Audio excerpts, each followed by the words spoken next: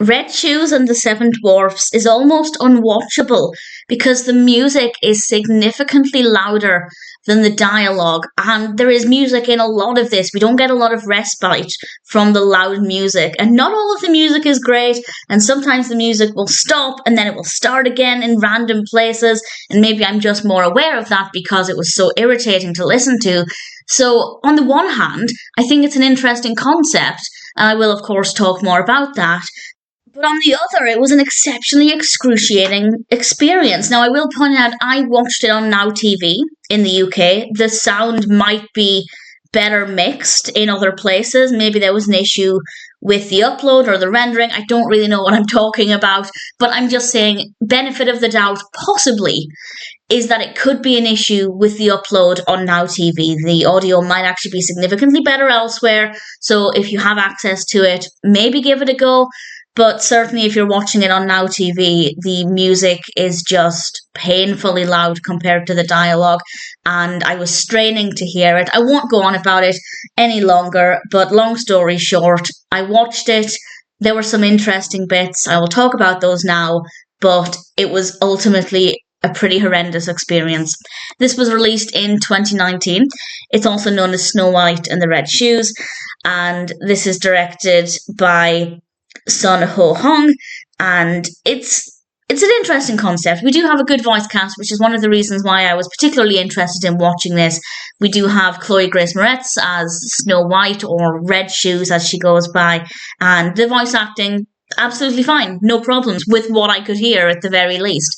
And Snow White is plump, and that in itself, I wasn't sure what they were doing with it to begin with, but actually, if you stick with the film, it is ultimately a film about body positivity, about accepting people for who they are, about accepting yourself for who you are, and also about not changing your behaviour towards somebody based on their appearance. So we do have some really brilliant messages if you were to give up with the film quite early on, for example, because the music is painful.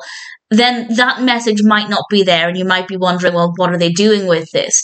And that's one of the reasons why I was able to continue watching this despite the horrendous music, because I was really curious to find out what they were actually doing with this. And I do think that eventually the message became very clear and very well delivered. Red Shoes is actually the name that Snow White adopts, because she puts on these magical red shoes and they transform her into society's idea of a beautiful woman. And she meets these dwarfs. These dwarfs are actually princes, and they have been, well, I won't actually spoil it completely, but they have been turned into dwarfs. So obviously they look very different as well. And I like that we have kind of different angles for the same message and different perspectives. I think that was a really good decision.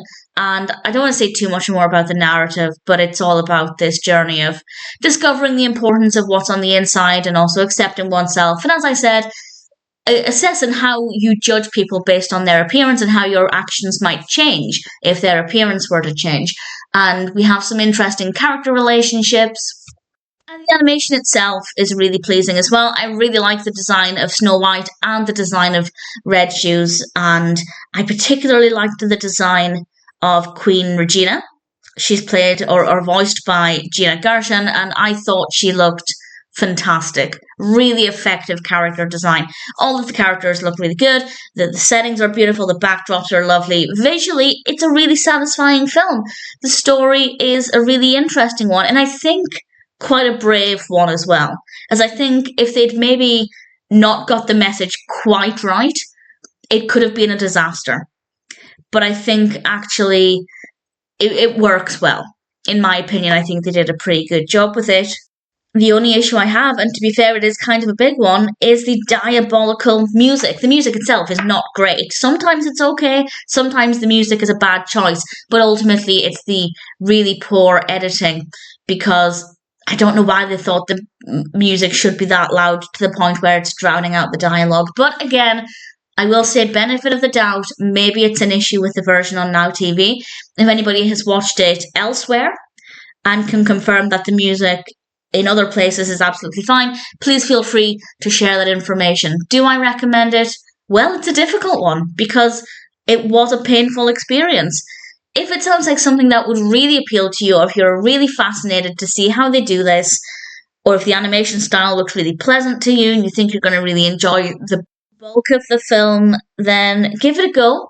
And indeed, the music might be better, so give it a go anyway. But if you start watching it and realize that the music is very badly done where you're watching it as well, I'd say it's interesting, but don't put yourself through pain to watch it. It's not the best film ever. It's decent. I'm glad that I got to the end of it, but I most certainly wouldn't be watching it again. And if you decide that it's just not worth the ear pain, then I'd say you're not missing out on anything that would be worth sitting through that discomfort.